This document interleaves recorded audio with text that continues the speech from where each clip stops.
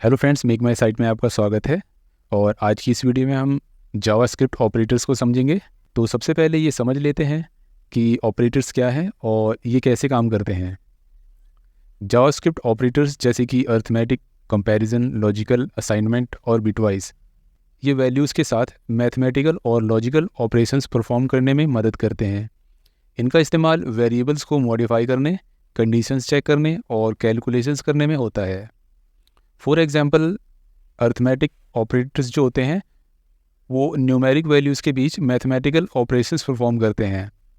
Comparison operators values को compare करने में मदद करते हैं।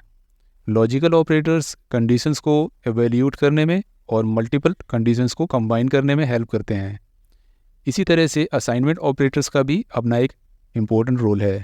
ये ऑपरेटर्स प्रोग्रामिंग लैंग्वेजेस में फ्लेक्सिबिलिटी और कंट्रोल प्रोवाइड करते हैं।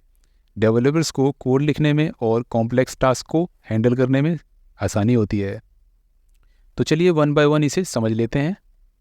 तो आप देख पा रहे हैं अर्थमेटिक ऑपरेटर्स जो है, इसमें हम एडिशन करते हैं, सब्सट्रैक्शन करते हैं, मल्टीप्लिकेशन करते हैं, डिवीज़न करते हैं और रिमाइंडर सेट करते हैं। ठीक है।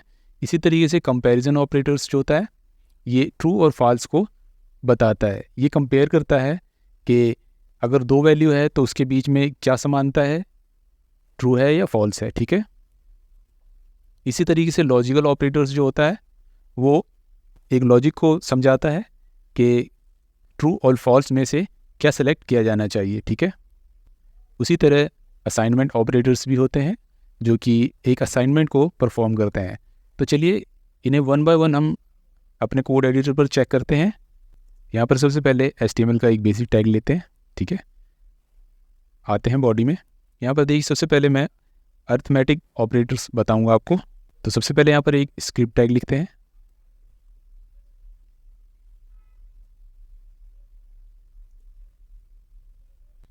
तो फ्रेंड्स सबसे पहले अर्थमेटिक ऑपरेटर्स को समझते हैं। यहाँ पर मैं एक नंबर लेता हूँ, लेट लेता हूँ और num1 लिखता हूँ और यहाँ पर मैं इक्वल डालकर 10 डाल देता हूँ। ठीक है। और यहाँ पर मैं एक और नंबर लेता हूँ, इसका नाम देता हूँ मैं num2 और इसकी वैल्यू मैं 5 असाइन करता हूँ। ठीक है।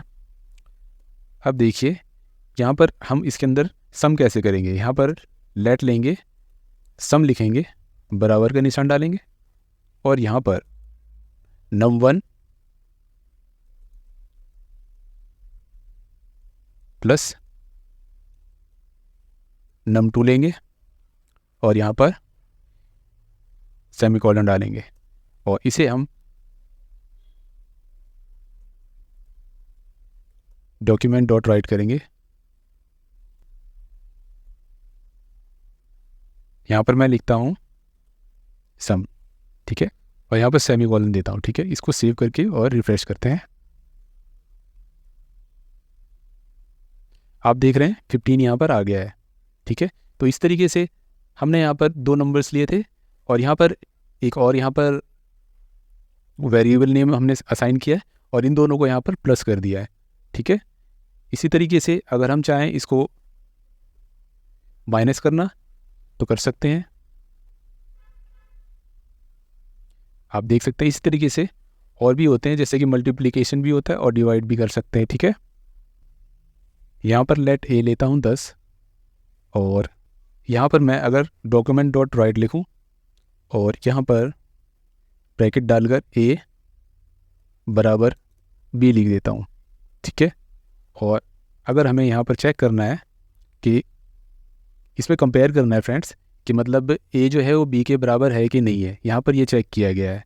अब देखिए तो यहाँ फॉल्स दिखा रहा है, ए बी के बराबर नहीं है। ठीक है। अगर यहाँ पे 3 निशान होते हैं, 3 इक्वल होते हैं, 3 इक्वल का मस्ट इक्वल होता है। ठीक है। ज़रूर इसके बराबर है, तो यहाँ पर भी फॉल्स ही आने वाला है। ठीक है। देख सकते हैं। अब यहाँ पर इस तरह का निशान लगाकर और बराबर का निशान लगाया जाए तो इसका मतलब होता है कि ए बी के बराबर नहीं है। देखिए सही बता रहा है कि ए बी के बराबर नहीं है।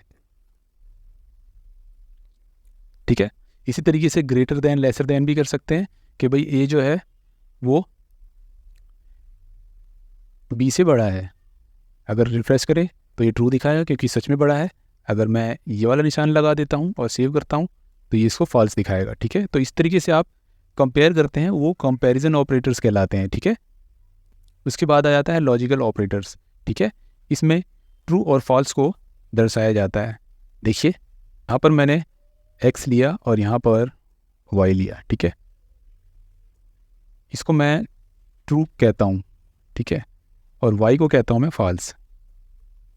ओके, अब मान लीजिए मैंने यहाँ पर लिखा x और y। ठीक है, इन दोनों में से अगर दोनों ट्रू नहीं है तो यहाँ पर फॉल्स आंसर आएगा। ठीक है, यहाँ पर देखिए मैंने सेव कर दिया है और इसे रिफ्रेश करते हैं तो आप देख सकते हैं फॉल्स है। ठीक है, इसके बाद आता है और यहाँ पर देखिए x और y है।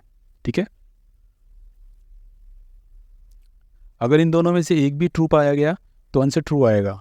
ठीक है, तो ये उसके लिए है। इस तरीके से आप देखेंगे कि उनमें से एक तो ट्रू है। तो यहाँ पर इसको मैं सेव करूँ और यहाँ रिफ्रेश करूँ तो आप देख सकते हैं ट्रू आया क्योंकि इन दोनों में से एक ट्रू है। तो इसी तरीके से आप इसकी प्रैक्टिस कर सकते हैं। ठीक है, उसके बाद आता है असाइनमेंट ऑपरेटर्स। ठीक है, असाइनमेंट में असाइनमेंट दिया जाता है कई बार और उसको सॉल्व करना होता है हमें। देखिए वो कैसे करते हैं। यहाँ पर लेट सी लेता हूँ मैं 20। ठीक है, अब देखिए यहाँ पर डॉक्यूमेंट डॉट राइट लिखा हुआ है और यहाँ पर अगर मैं C प्लस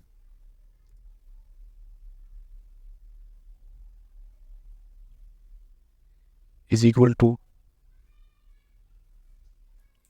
5 करता हूँ तो इसका क्या आंसर आएगा। अगर मैं C की वैल्यू यहाँ पर लूँ, सेव करके रिफ्रेश करूँ तो यहाँ पर देखिए C में सिंपली +5 ऐड हो जाएगा और 25 आएगा।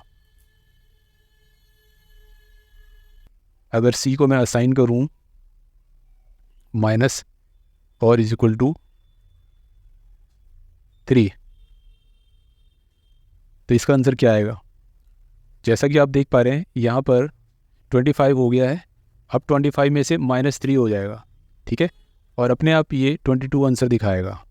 सेव करते हैं और रिफ्रेश करते हैं तो इस तरीके से ये असाइनमेंट होता है। एक और करते हैं, यहाँ पर C को मैं यहाँ पर मल्टीप्लाई करता हूँ इक्वल टू 2k। ठीक है, तो यहाँ पर क्या आना चाहिए, क्योंकि हमने यहाँ पर C को 20 लिया हुआ है, C + 5 25 हो गया।